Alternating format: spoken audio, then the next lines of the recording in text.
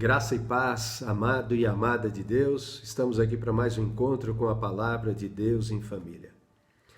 Mas eu quero hoje compartilhar com vocês um texto que está em Lucas, no capítulo 4. E antes de lê-lo, está nos versículos de 31 a 37, mas antes de irmos para a reflexão, eu gostaria de expor aqui uma parábola para introduzir o assunto. E essa parábola diz o seguinte, que havia um reino, e nesse reino havia um rei que era poderoso e justo.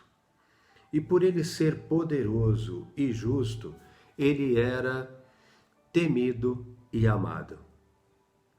Veja que o poder leva ao temor, mas a justiça leva ao amor. E neste reino havia também um homem que não respeitava este rei, não seguia as suas leis, que eram justas. E ele sempre se rebelava, sempre fazia aquilo que era contrário às ordens deste rei. E certa vez ele foi preso, infringindo a lei do reino, e condenado à morte.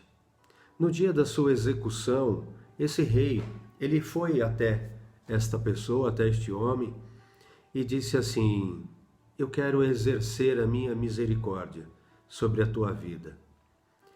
Mas eu não quero apenas te oferecer a vida. Eu quero te oferecer uma oportunidade de trabalhar para mim. Porque eu reconheço que você tem qualidades. E eu quero te chamar para ser arauto do rei. Amados, os arautos do rei, dos reis, né? Eles eram mensageiros que levavam a mensagem do rei em todo o reino.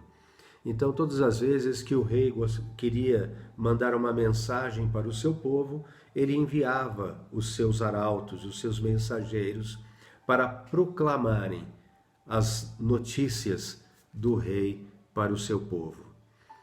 E esse rei então estava convidando este homem que estava condenado para ser absolvido, para ter a vida de volta e para se tornar então um arauto deste rei. Amados, este arauto, este mensageiro, somos nós, sou eu e é você. O Rei dos Reis tem um reino. Nós estávamos infringindo as suas leis, pecando em rebeldia a este Rei, que é poderoso e justo, mas ele nos ofereceu vida, nos perdoou os erros e nos ofereceu a oportunidade de nos tornarmos arautos, mensageiros dele, para proclamar, anunciar as boas novas, evangelho ao mundo. Não é maravilhoso isso? Mas entendendo então que nós somos este arauto, este mensageiro, né, das boas novas de Deus, e nós não anunciamos apenas o Evangelho, essas boas novas apenas em palavras, mas também em atitudes, porque nós somos chamados para representá-lo aqui na terra, neste reino que pertence a Ele, mas que hoje está sob domínio de um império das trevas. Por pouco tempo, mas isso ainda está acontecendo.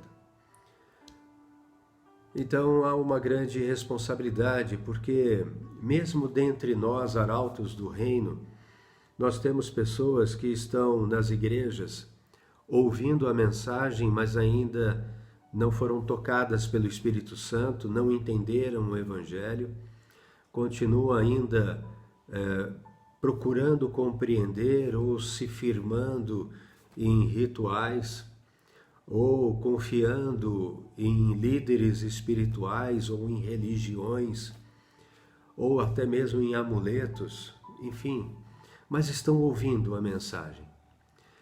Essas pessoas ainda não foram absolvidas, não receberam ainda a vida que este rei está oferecendo, mas estão ouvindo, e por estarem ouvindo, há uma esperança de que em algum momento, pela misericórdia e pela bondade de Deus, os olhos do coração se abram, os ouvidos espirituais ouçam a mensagem, entendam o Evangelho e entreguem suas vidas a Jesus, que é o único caminho para a salvação. Existem outros que já entenderam, aceitaram Jesus como seu Senhor, estão ouvindo a mensagem agora já mais compreensivelmente, né? Mas ainda são crianças na fé, como diz o apóstolo Paulo.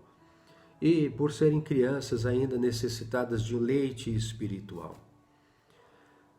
Existem outras que já estão há muito tempo na fé, que já leram muitas vezes a Bíblia, que ouvem as mensagens quase todos os cultos, domingos e quartas, enfim, mas por já estarem tão habituadas com a mensagem, muitas vezes, ao ouvir, se distraem, porque já conhecem. Então, esse texto eu já conheço. E aí se distrai com outras coisas, como acontece quando a gente assiste um filme, por exemplo. Um filme repetido. Tem horas, tem momentos que a gente se distrai, porque a gente já sabe o que vai acontecer. Acontece, amados, que a palavra de Deus, ela não é um filme. Ela não é um livro comum. Mas como diz em Hebreus capítulo 4, versículo 12, a palavra de Deus, ela é viva e eficaz. E ela é mais cortante do que qualquer espada de dois gumes, a ponto de dividir alma e espírito, juntas e medulas, e ela é apta para discernir os pensamentos e os propósitos do coração. Então é uma palavra viva. Então, amados, a palavra de Deus, ela não pode ser lida de qualquer forma. O pastor Cláudio Eli, um pastor muito querido da nossa igreja, ele tem 86 anos. E ele disse uma vez, numa pregação, que a palavra de Deus, ela deve ser garimpada. E aí eu fico imaginando, então, um garimpeiro indo sempre no mesmo lugar e peneirando aquela areia, aquelas pedras, em busca de uma pepita de ouro preciosa. É assim a palavra de Deus. E é verdade que quanto mais atenção a gente dá, quanto mais a gente garimpa e busca as suas riquezas, mais ela se revela a nós. Ela sempre tem algo a mais a nos dar, a nos ensinar. E aí, então, nós vamos entendendo o Senhor, conhecendo o Senhor. Deus fala lá no livro de Jeremias, capítulo 29, ele diz assim: vocês me buscarão e me acharão, mas quando me buscarem de todo o coração. Jeremias 29, 13. Buscar de todo o coração. É assim que nós precisamos, amados, ouvir, ler a palavra de Deus. Sempre com essa avidez, com esse desejo. Pai, tem mais para mim. Eu tenho sede do Senhor. Se revela a mim, ó Deus. Como disse o apóstolo Paulo, no capítulo 3 de Filipenses, versículo 10, o que eu quero é conhecer a Cristo e o poder da sua ressurreição. Mas então, tendo isso como introdução, eu gostaria então de iniciar a leitura, Lucas capítulo 4, versículo 31, até o 36 nós vamos ler. E diz assim a palavra do Senhor. E Jesus foi a Cafarnaum, cidade da Galileia, e os ensinava no sábado. E maravilhavam-se com a sua doutrina, porque a sua palavra era com autoridade. E apareceu na sinagoga um homem possuído de um espírito de demônio imundo, o qual gritou em alta voz: o que você quer conosco, Jesus Nazareno? Você veio para nos destruir? sei muito bem quem você é, o Santo de Deus. Mas Jesus repreendeu, dizendo: cale-se e saia desse homem. O demônio, depois de o ter jogado no chão, no meio de todos, saiu daquele homem, sem lhe fazer mal. Todos ficaram admirados e comentavam entre si: que palavra é esta? Pois com autoridade e poder ele ordena aos espíritos imundos e eles saem. Amados, vamos orar? Pai, nós estamos diante da Tua palavra, Senhor. Que o Teu Santo Espírito ministre a mim e a cada um dos irmãos que estão aqui ouvindo esse devocional. Revela-nos, ó Deus, os ensinamentos eternos contidos nesta palavra e ajuda-nos, Pai, não apenas a compreendê-la, mas vivê-la. Que ela seja transformadora em nossa vida e que ela nos ajude a andar nos Teus caminhos, em nome do Senhor Jesus. Amém. Amados, esse capítulo 4 do Evangelho de Lucas, ele começa do versículo 1 ao versículo 13, falando sobre as tentações que Jesus sofreu naqueles 40 dias no deserto, os quais ele não comeu nem bebeu nada, e aí então sentiu sede. E o diabo então veio tentá-lo. E o tentou, pelo menos há registro de 3 tentações aqui. A primeira, aproveitando uma necessidade de Jesus Cristo, uma necessidade básica, humana, que é a fome. E o diabo disse a ele, né, se você é o Filho de Deus, ordene que essa pedra se transforme em pão. Então Jesus, mesmo com aquela necessidade fisiológica, que era a fome, ele responde a Satanás também com a palavra de Deus, dizendo: não só de pão viverá o homem, mas de toda a palavra que procede da boca de Deus. Jesus estava se referindo a Deuteronômio, capítulo 8, versículo 3. E aí então o diabo, ele ainda diz assim: olha, veja todas essas coisas, essas riquezas, todas os prazeres do mundo, todos os reinos, tudo isso me foi dado. Foi dado por quem? Pelo homem. E eu posso dar a quem eu quiser. Então, se você me adorar, eu te darei todas essas coisas.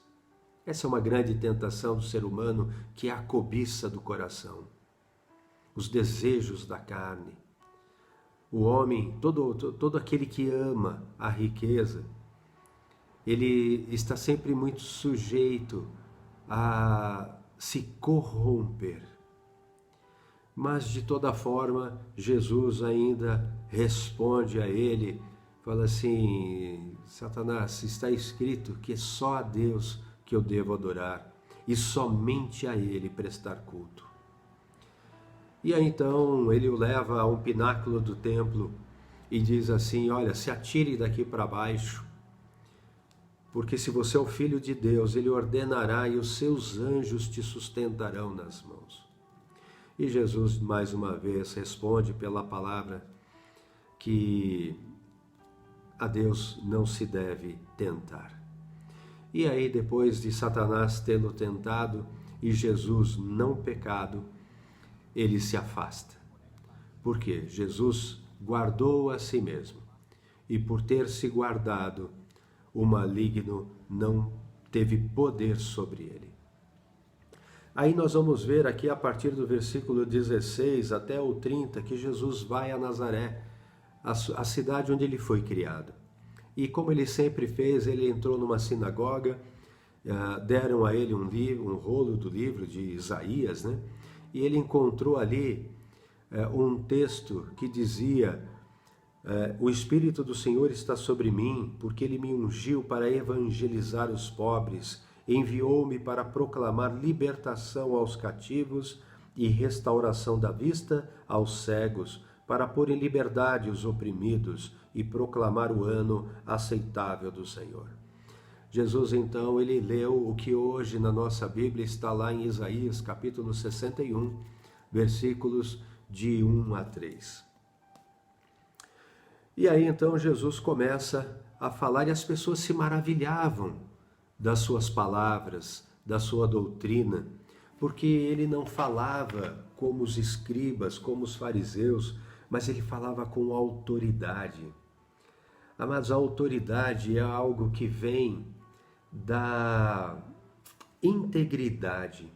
Ou seja, quando eu ensino aquilo que eu sou, quando eu ensino aquilo que eu faço. Jesus tinha esta integridade. A palavra grega no texto original para integridade é exousia. Exousia significa influência, autoridade moral. Então Jesus ensinava com essa autoridade, mas não apenas uma autoridade moral, mas também uma autoridade divina, porque ele recebeu do Pai. Ele é Deus e estava aqui na terra, encarnado em forma humana, mas tinha a autoridade do Deus Criador, do Deus Todo-Poderoso.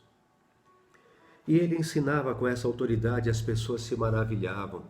Mas sabe, amados, quando a palavra de Deus fala para nós algo que nós nos identificamos, ou seja, algo que nós já fazemos, algo que nós acreditamos e já aceitamos como verdadeira na nossa vida, isso sempre nos encanta, porque ela nos reforça, ela mostra a nós que, bom, estamos no caminho. O problema é que vai acontecer aqui, nesse texto, é que Jesus vai falar algo que vai contra aquilo que aqueles homens judeus da época acreditavam. Confrontou aquelas pessoas. Então a palavra de Deus encarnada estava confrontando o erro do ser humano. E aí então eles se encheram de ódio. Então em um momento o adoravam e se maravilhavam com a sua doutrina. Em um momento seguinte passou a odiar Jesus a ponto de quererem matá-lo. Levaram até um alto monte e queriam jogá-lo de lá, mas não havia chegado a hora de Jesus, então ele, de uma forma milagrosa, sai e passa no meio de todos e vai embora. Então a gente vai notar que assim acontece até hoje. Quando as pessoas vão ao culto e ouvem uma palavra que os conforta, que fala do amor de Deus, do perdão de Deus, que Deus veio para os pecadores, e tudo isso é verdade. Tudo isso é verdade. Essa é uma verdade que nos conforta. Mas quando a palavra de Deus nos acusa, nos exorta, nos chama ao arrependimento, nos chama à conversão, mostra os nossos erros, isso faz com que a gente sinta rejeição. E aí então a gente muitas vezes deixa de gostar daquele pregador, daquela mensagem, daquela igreja, e aí muitos até saem de uma igreja e vão para outra, procurando o mestre segundo as cobiças do próprio coração. Buscam igrejas, religiões que acomodem a sua forma de ser. Ou seja, como se elas pudessem ter um Deus moldadas à sua própria vontade. E não um Deus cuja vontade deve ser obedecida por nós. Essa é a diferença, amados, do orgulho e da humildade. Por isso a palavra de Deus diz que Deus rejeita os orgulhosos, os soberbos, mas dá graça aos humildes. Porque o orgulho nos impede de obedecer o Rei dos Reis, o Senhor dos Senhores, que tem não apenas autoridade, mas tem poder. Poder para condenar e poder para salvar. Mas as pessoas, pelo orgulho, rejeitam. Só um coração humilde é capaz de ouvir uma ordem de Deus, olhar para si, ver que está errado, se arrepende e se converte. Somente a pessoa que é humilde pode fazer isso. Então, amados, nesse contexto vem esses versículos que nós lemos no começo. E aí então eu quero dividir esse texto em dois pontos importantes. Primeiro, a palavra de autoridade. Segundo, a palavra de poder. O tema de hoje, amados, como vocês podem ver aí no YouTube, né? No título da mensagem, é Que Palavra é Esta? Baseado ali no versículo 36, que diz: todos ficaram admirados e comentavam entre si: que palavra é esta? Que palavra é esta? Pois com autoridade e poder ele ordena os espíritos imundos e eles saem. Então vamos pensar primeiro sobre a palavra de autoridade. Versos 31 e 32. E Jesus foi a Cafarnaum, cidade da Galileia, e os ensinava no sábado, e maravilhavam-se com a sua doutrina, porque a sua palavra era com autoridade, exousia. Então, amados, o primeiro ponto é isso, né? Nós já falamos um pouquinho, já discorremos sobre essa questão da autoridade moral, da autoridade divina de Jesus, e é importante nós pensarmos, amados, um pouquinho sobre a nossa palavra. Será que a nossa palavra tem autoridade? Será que nós temos cumprido as promessas que fazemos, os compromissos que assumimos? Porque se, por exemplo, eu tenho uma dívida e eu perco o emprego e não tenho condições de pagar esta dívida, e eu espero a dívida vencer e ser cobrado, eu perco a autoridade, eu perco moral. Por quê? Porque eu não cumpri o meu compromisso. Mas se, ao perder o emprego, eu lembro desta dívida que ainda vencerá, e aí eu entro em contato com o meu credor, e eu falo para ele: olha, eu perdi um emprego, eu tenho uma dívida com você, que está combinado de eu pagá-la no dia tal, mas eu estou com receio de não conseguir cumprir o nosso compromisso, embora eu vá me esforçar muito para fazê-lo. Mas eu queria que você soubesse disso, porque pode ser que eu não consiga. Eu vou fazer o meu melhor. Veja que ainda assim eu estou mostrando a minha integridade, eu estou me antecipando, e por isso pode até ser que a minha autoridade ou a minha integridade seja mantida. Por quê? Porque eu fiz algo que é moralmente aceito. Entende? Falando um pouquinho sobre poder e autoridade, só para a gente conseguir distinguir essas coisas, né?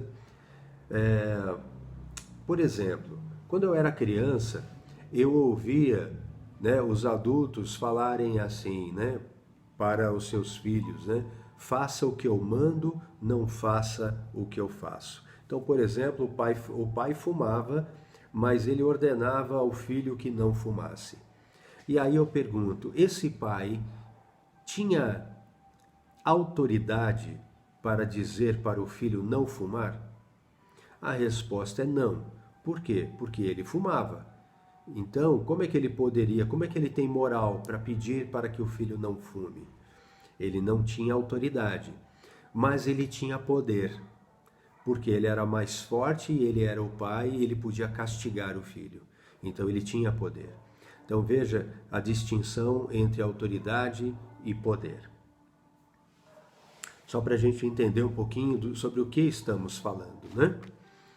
Então a gente vai ver aqui, por exemplo, João capítulo 8, 32, que diz assim: e conhecereis a verdade, e a verdade vos libertará. João 8,36 diz: se, pois, o Filho os libertar, vocês serão verdadeiramente livres. E João 17,17 diz: santifica-os na verdade, a tua palavra é a verdade. Aqui era Jesus orando ao Pai. A gente está falando aqui, amados, de uma palavra de Deus que não é apenas informativa, mas ela é transformadora, porque ela traz uma verdade que confronta e nos liberta. Essa é uma palavra com autoridade. E quando a gente se baseia nesses 3 versículos, olha só, né? Vocês vão conhecer a verdade ao ler a minha palavra. A minha palavra vai libertar vocês. João capítulo 1 vai dizer que a palavra estava no mundo, o verbo estava no mundo, que era Jesus. Então Jesus é a palavra, então Jesus é a verdade, ele mesmo vai dizer isso. Lá em João capítulo 14, versículo 6, eu sou o caminho, a verdade e a vida. Ninguém vem ao Pai senão através de mim. Então, vocês vão conhecer a palavra ao lê-la, a palavra da verdade, e ela vai libertar vocês. Depois ele vai dizer, se o Filho os libertar, vocês serão verdadeiramente livres. Então veja, a palavra que liberta, o Filho que liberta, é a mesma pessoa. E vocês serão verdadeiramente livres. Somente pela palavra é que nós podemos encontrar liberdade. E aí então Jesus, orando ao Pai, diz, santifica-os na verdade, a tua palavra é a verdade. Então, eu sou a verdade e eu santifico. Amados, é tão rico a gente conseguir entender e enxergar esta lógica, esta perfeição da palavra de Deus que não se contradiz, não é? Então a grande pergunta aqui é como nós temos experimentado a autoridade da palavra de Deus em nossa vida? Como você tem experimentado a autoridade da palavra de Deus na tua vida? Ela é autoridade? Porque se você não segue, você não deu autoridade a Deus sobre a tua vida. Veja que é impossível, né? Se nós não obedecermos à palavra de Deus, é porque nós não reconhecemos a autoridade dela. Isso é muito sério, é muito sério. Jesus, em Lucas capítulo 6, verso 46, 49, ele diz assim, por que me chamam Senhor, Senhor, se vocês não fazem o que eu mando vocês fazerem? Se vocês não me obedecem, por que vocês me chamam de Senhor? Senhor Jesus, vocês não me obedecem. Amados, isso é uma exortação que muitas vezes irrita ou machuca o coração. Machuca o coração do humilde, irrita o coração do orgulhoso. Amados, então vamos agora para os versículos 33 a 36 para pensarmos no poder da palavra. E diz assim, e apareceu na sinagoga um homem possuído de um espírito de demônio imundo, o qual gritou em alta voz, o que você quer conosco, Jesus Nazareno? Você veio para nos destruir? Sei muito bem quem você é, o Santo de Deus. Mas Jesus o repreendeu, dizendo, cale-se e saia desse homem. O demônio, depois de o ter jogado no chão, no meio de todos, saiu daquele homem sem lhe fazer mal. Todos ficaram admirados e comentavam entre si, que palavra é esta? Pois com autoridade e poder ele ordena aos espíritos imundos e eles saem. Amados, aqui a gente vai ver que, primeiro, o demônio existe. Aqui nós vemos o diabo tentando Jesus no deserto, e aqui nós vemos um homem que estava possuído por esse espírito imundo. E esse espírito, ao ver Jesus, ele faz uma exclamação muito interessante, né? Aqui na minha versão NAA está, o que você quer conosco, Jesus Nazareno? Mas olhando outras traduções e buscando no grego original, a tradução mais apropriada aqui seria, o que temos nós contigo, Jesus Nazareno. Ou seja, o que você tem de nós, ou o que nós temos de você, Jesus Nazareno. Eu sei bem quem você é, o Santo de Deus. Veja, amados, por que que o diabo obedece à voz de Jesus Cristo? Porque nós sabemos que o diabo, ele se rebelou contra Deus. Deus permitiu ele por um tempo estar aqui na terra, até para que Deus possa testar o coração do ser humano para saber quem ama ao Senhor e quem ama as coisas do mundo, as quais estão sob o domínio do diabo, temporariamente, porque ele já está condenado e com ele todos aqueles que o seguirem, todos aqueles que se rebelarem também contra Deus. Mas a gente vê aqui, nesse cenário, Jesus dando uma ordem: saia, cale-se e saia deste homem. E o diabo obedece. E sabe por que ele obedece? Eu, refletindo muito sobre esse texto, eu entendi o motivo da obediência. É porque o diabo conhece Deus. Conhece o poder de Deus. Então sabe que ele não apenas tem autoridade, mas tem poder. Tanto que ele diz: o que você veio fazer? Nos destruir? Você veio nos destruir? E em outra passagem, o diabo vai falar para Jesus: você veio nos destruir antes do tempo, porque há um tempo antes da destruição. E até esse tempo, o papel dele é desviar as pessoas de Deus, dos caminhos de Deus, porque é só assim que ele fere o Deus Todo-Poderoso, que nos ama e não quer que ninguém se perca, mas que todos sejam salvos, conforme está na sua palavra. Mas é isso, então aqui fica evidente este poder, né? Então, o que temos nós contigo? Não há nada, porque imagina que o diabo falando, né? O que temos nós contigo, Jesus Nazareno? Nós somos homicidas desde o princípio, nós somos mentirosos desde o princípio, nós nos rebelamos contra o teu Pai desde o princípio, e essas coisas você não tem. Assim como nós não temos a tua santidade e a sua obediência, nós não temos isso. O que você tem conosco? Nada. Amados, uma vez em um devocional, eu meditando sobre aquele momento em que Jesus foi batizado e o céu se abriu e uma voz do céu veio dizendo: este é o meu filho amado, em que muito me alegro, em quem me comprazo, ou quem me dá muito prazer, depende da tradução, né? Mas é isso, é que me dá muita alegria. Este é o meu filho amado. E era uma frase que eu gostaria de ouvir de Deus um dia. Este é o meu filho amado, que me dá muita alegria. O meu esforço, o meu desejo é ter uma vida que glorifique o nome do meu Pai, e que aquilo que eu faço e aquilo que eu falo e a maneira como eu decido agrade, alegre o coração do meu Pai, do meu Deus.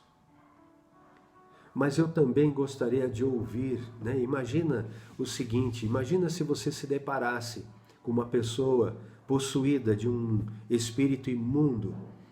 Não seria interessante esse espírito olhar para você e dizer assim: o que eu tenho contigo? O que você tem comigo? Pensa que eu não sei quem você é? O Santo de Deus? Amados, essa palavra aqui utilizada, Santo de Deus, Santo, é a palavra Hagion. Essa palavra Hagion significa santo. É usado para Espírito Santo, é usado aqui nesse texto, Jesus, Santo de Deus, é usado no Novo Testamento para se referir aos cristãos, aos santos que estavam em Éfeso, em Filipos e em tantos outros lugares. Quando a Bíblia se refere aos santos, a palavra santo significa separado, separado do mundo para Deus, para servir a Deus, consagrado a Deus. Então, Hagion, será que você é Hagion de Deus? é separado para Ele, é um santo, uma santa de Deus. É para isso que Ele nos chamou, para sermos santos e irrepreensíveis diante dEle. E é algo que eu gostaria de ouvir de um espírito imundo um dia. O que tenho eu contigo? Pensa que eu não sei quem você é, um santo de Deus? Amados, veja que autoridade e poder caminham juntos. Porque se eu não der autoridade à palavra de Deus na minha vida, eu não vou experimentar o poder desta palavra na minha vida. Autoridade e poder. Por isso aqui então o demônio ele se cala e sai daquele homem e todos ficam admirados dizendo: que palavra é esta? Pois com autoridade e poder ele ordena os espíritos imundos e eles saem. Amados, eu quero compartilhar com vocês, para a gente finalizar, um texto que está lá em Mateus, no capítulo 13. Jesus vai contar aqui várias parábolas, mas duas delas aqui estão relacionadas ao reino dos céus, e aí então ele finaliza ali com uma outra parábola que vai talvez nos fazer compreender melhor essa questão da autoridade e poder de Deus. Então no verso Mateus 13, 44 diz assim: o reino dos céus, ou o reino de Deus, é semelhante a um tesouro escondido no campo, que um homem achou e escondeu. Então, transbordante de alegria, vai e vende tudo o que tem e compra aquele campo. Depois, uma segunda parábola, no verso 45 e 46. O reino dos céus é também semelhante a um homem que negocia e procura boas pérolas. Quando encontrou uma pérola de grande valor, ele foi, vendeu tudo o que tinha e comprou aquela pérola. Amados, essas duas parábolas mostram o coração de um homem que ama a palavra de Deus. E quando ele lê como alguém que garimpa em busca de uma pedra preciosa e encontra, os olhos se abrem e ele enxerga o Evangelho, ele conhece a Deus, ele tem um encontro com Deus, e ele vê a sua autoridade, o seu poder, e a hora que ele vê isso, ele entende que todas as outras coisas que ele tem não valem nada comparada àquilo. Por isso, é como se ele se desfizesse de tudo só para adquirir aquilo que era de maior valor, que é a palavra de Deus, que é Jesus, caminho pelo qual nós somos salvos, recebemos uma herança eterna, nos tornamos filhos de Deus, herdeiros de Deus, co-herdeiros de Cristo, conforme as Escrituras nos revelam. E aí então Jesus vai finalizar aqui a ideia com essa parábola da rede, a partir do verso 47, que diz assim: o reino dos céus é ainda semelhante a uma rede que foi lançada ao mar e apanhou peixes de toda espécie. E quando já estava cheia, os pescadores a arrastaram para a praia e, assentados, escolheram os bons para os cestos e jogaram fora os ruins. Assim será no fim dos tempos. Os anjos sairão, separarão os maus dentre os justos e os lançarão na fornalha acesa. Ali haverá choro e ranger de dentes. Então esta é a parte terrível. Nós temos um rei poderoso e justo. Nós precisamos entender que o que é mais importante para a nossa vida é obedecer a palavra deste rei. Ele nos chamou para sermos arautos do seu reino e levarmos essas informações a todos. E a todos que entenderam a mensagem e estão condenados à morte, receberam um convite, não apenas para a vida que há em receber Jesus, a palavra de Deus, como Senhor da sua vida, mas também nos convida a buscarmos outros que estão perdidos, porque Jesus veio para os pecadores, dos quais eu sou o pior. Não veio para os justos, aqueles que se acham justos, para os orgulhosos, para aqueles que se acham melhor do que os outros, mas para aqueles que de espírito humilde reconhecem que são pecadores, que carecem da glória de Deus, da graça de Deus, e então se arrependem e se voltam para esse Deus tão tremendo, tão bom, tão maravilhoso.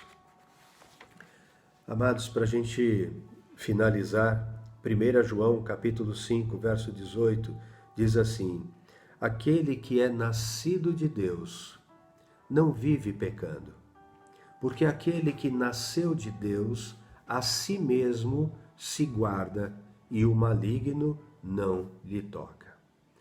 Amados, essa palavra muitas vezes é mal compreendida, porque acha que basta dizer que é cristão, basta sentar no banco da igreja para achar que o maligno não pode tocar nele. Na verdade, o que a palavra está dizendo é que aquele que é nascido de Deus, então vamos lembrar de novo do Evangelho de João, né? Que aqueles que não nasceram da carne, da vontade da carne, da vontade do sangue, ou seja, o nascimento humano, natural, mas aquele que nasceu de Deus, da água e do Espírito, conforme João capítulo 3. Esses que nasceram da água e do Espírito, da palavra revelada pelo Espírito Santo. Nasceu da água e do Espírito, nasceram de Deus. Então, todo que é nascido de Deus não vive pecando. Nós somos pecadores e vamos escorregar, mas não vivemos em pecado. Quando nós entendemos a palavra, nós nos esforçamos para abandonar aquilo que desagrada a Deus. O pecado para nós tem que ser um acidente de percurso e não um ato deliberado, algo que a gente vai se acostumando, pequenas mentirinhas ou qualquer outra coisa que vai se tornando quase que um vício e vai nos dominando, até chegar a um ponto em que parece que a nossa mente deseja não fazer aquilo, mas o nosso corpo faz, então é como um vício. Até chegar a um ponto de possessão, amados. É assim que o diabo trabalha na vida do ser humano. Isso é bíblico, não sou eu que estou dizendo. Isso nós lemos hoje aqui nas Escrituras. Mas, amados, quem nasceu de novo é nova criatura em Cristo. Aquele que nasceu de novo não vive pecando. É isso que 1 João 5,18 está dizendo. Não vive pecando, porque aquele que nasceu de Deus a si mesmo se guarda. Ou seja, isso é uma decisão nossa. Tome a tua cruz e siga-me. Então, tudo aquilo que você deseja fazer que é contrário à minha vontade, resista, essa é a tua cruz. O teu corpo luta contra o teu espírito. Há uma guerra espiritual, mas você precisa guardar a si mesmo. E se você, que nasceu de novo, guarda a si mesmo, o maligno não lhe toca. É isso, amado, que essa palavra está dizendo. Tiago também diz, resiste ao diabo e ele fugirá de você. Se achegue a Deus e Deus se achegará a você. Essa é a palavra de hoje. Amados, reconhece a autoridade da palavra na tua vida e você receberá poder para vencer o mal, ser cheio do Espírito Santo, cumprir o propósito que o Senhor tem para a tua vida. Sem reconhecer a autoridade da palavra de Deus, não podemos experimentar o poder que ela tem. Quer ser um homem, uma mulher cheia do poder do Espírito Santo? Então, reconheça a autoridade que há na palavra de Deus. E você receberá poder do alto para ser testemunha de Jesus Cristo aqui na terra. Para pregar o Evangelho, para proclamar, anunciar as boas novas do reino de Deus como um arauto de um rei que tem domínio sobre todas as coisas. Um reino enorme que ele te dá de graça. Que Deus te abençoe em nome de Jesus.